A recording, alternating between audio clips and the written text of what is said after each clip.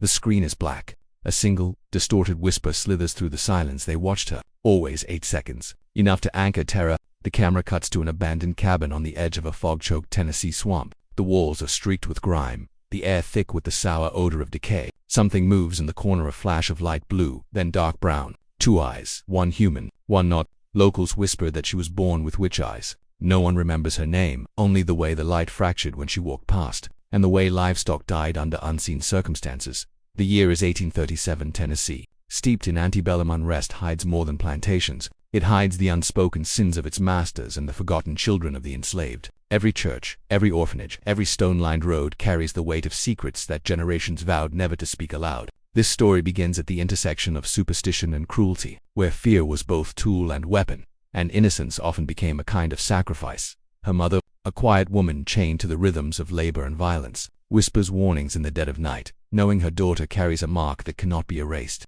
A mark that will haunt not only her family but the town itself. Those who glimpse her eyes say their gaze pries into hidden corners of the soul, corners man was never meant to witness. By sunrise, she has vanished. Not abducted, not dead, simply gone. The story of the girl with 2 different colored eyes is not just a tale of fear. It is a chronicle of institutional corruption, of people and places bound by hidden rituals, unspoken laws, and the kind of ancient trauma that echoes for generations. This is the beginning of a descent. The child's birth was unremarkable, except for the eyes. One a storm gray, the other amber gold, flecked with flecks of green that seemed to shimmer in candlelight. Midwives whispered, clutching rosaries and murmuring about old curses. Her mother, Leora, a woman both tender and broken, was forbidden from naming her. Plantation owners' wives muttered about witches, invoking the specter of old-world superstitions to justify cruelty. Every morning the child awoke under the shadow of suspicion. Her cries were a hymn no one dared answer fully. Townsfolk avoided the cabin, crossing streets or averting gaze.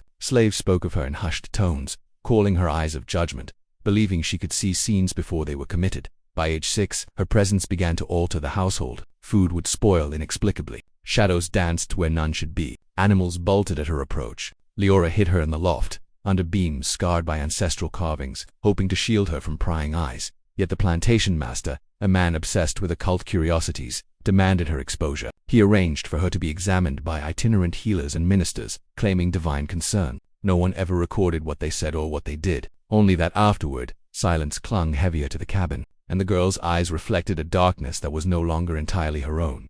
The local church, built from timber blackened by decades of smoke, welcomed parishioners with hymns that masked whispers of cruelty. The minister, Reverend Hawthorne, had a fascination with the mystical, convinced the girl's eyes were a message from God or from something older. He made notes in leather-bound journals, recording the way she moved, the way she stared. Families were drawn to the church under the guise of salvation. Orphans were funneled through secret hallways, their existence barely recorded. Hawthorne's sermons hinted at divine punishment, but behind closed doors. He orchestrated rituals meant to bend children's minds, instilling obedience through fear. When the girl, now 8, appeared before the congregation, whispers erupted. Adults claimed she made them confess sins they had long buried. Some fell to the floor in terror, clutching chests as if the air itself had grown sharp. Others said she spoke in voices that were not hers. Her eyes, one pale as storm clouds and one molten amber, seemed to pierce through the veneer of piety into a place no man should see. In 1845, she was taken to a distant orphanage, hidden among the Appalachian hills. The walls smelled of mildew and despair. The matron, Mrs. Kettering, had a reputation for harsh discipline, yet beneath her cruelty lay devotion to an ancient order, one that catalogued the unusual, the cursed, and the gifted.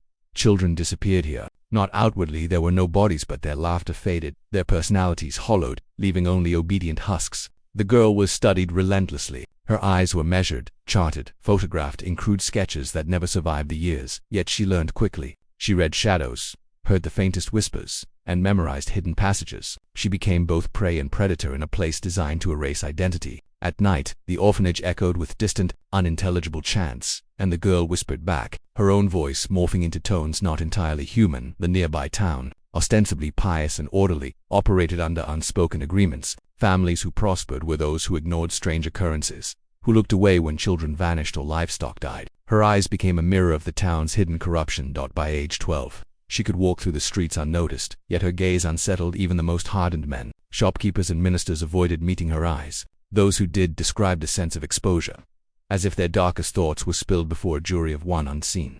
The town's secrets were layered like sediment, Beneath cheerful facades lay illicit trades, unrecorded deaths, and ritualistic gatherings hidden in basements and barns. Every adult played a part in preserving the facade of fear of exposure, superstition, and the ancient traumas of enslavement intertwined to form a silent conspiracy. Whispers began circulating of children wandering into the woods, vanishing beneath the skeletal oaks. The girl was blamed, though never seen in direct acts. Adults reported hearing voices carried on the wind, some sobbing, some laughing in tones that did not belong to any mortal mouth.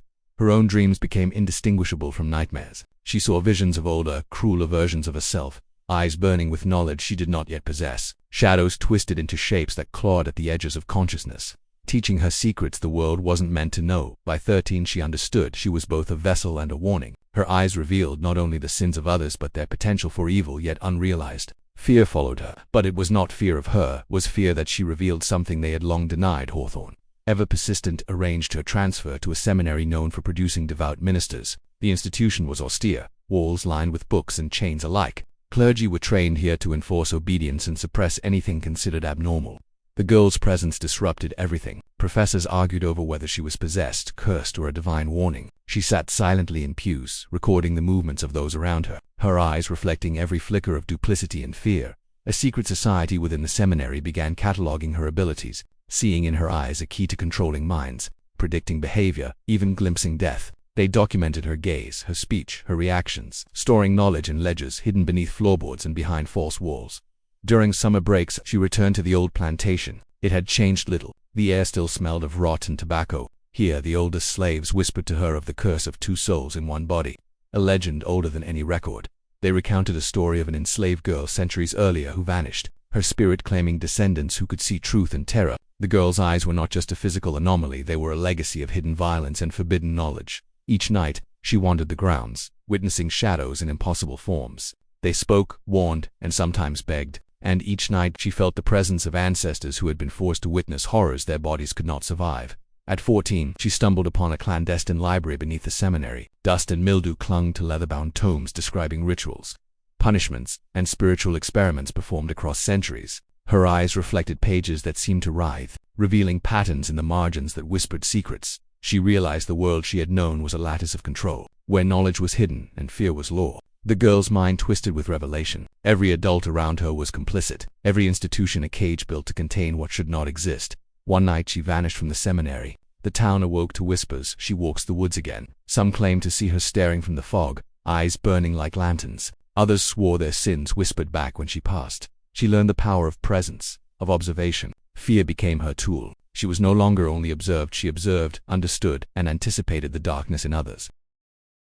The swamp near the plantation became her refuge. Mists clung to her like a second skin, while the sounds of unseen creatures whispered secrets to her. Each night, she catalogued her experiences, speaking to spirits long trapped between worlds, piecing together knowledge that would shatter a sane mind. By 16, adults obsessed with controlling her formed hunting parties. They believed capturing her would restore normalcy. She avoided them, slipping through the woods like a phantom. One man, Reverend Hawthorne himself, swore her eyes burned away his memory of his own sins. She discovered a hidden room in the orphanage, filled with remnants of children whose lives had been erased. Their toys were arranged ritualistically, journals filled with warnings and prayers. She read, cried, and absorbed. Their pain became part of her perception. A clandestine town meeting convened. Elders debated her fate. Fear was palpable. She represented the unknown. Rumors of her abilities had become legend, and fear had mutated into obsession. The girl looked into a mirror and saw more than her reflection. Past and future, lives intersecting with trauma, sorrow, and cruelty. Her eyes, unblinking, bore witness to a world built on lies, violence, and secrecy. A fire engulfed the plantation one night. She walked through flames, unharmed. Smoke carried the whispers of ancestors and victims. Her presence amplified the town's hidden guilt. Authorities investigated her, but records disappeared, witnesses changed stories, and her trail vanished. She had become an enigma, untouchable, yet omnipresent in the collective memory of the town. Reverend Hawthorne attempted one last ritual to contain her. The church trembled, candles flickered, the air warped, yet she emerged, eyes reflecting both the mortal and the eternal, and left the institution forever changed by adulthood. The girl had disappeared from public record. Stories lingered. Children spoke of seeing eyes in the mist, hearing warnings. Families whispered of sins revealed. Her legacy became myth intertwined with fear, an enduring symbol of observation, judgment, and trauma passed through generations. Even now, Travelers along the Tennessee swamp speak of her. Two eyes in the fog, watching, judging, reflecting secrets no one dared speak aloud. Her story is a reminder: evil, fear, and trauma do not die. They hide, they wait, and sometimes they see everything.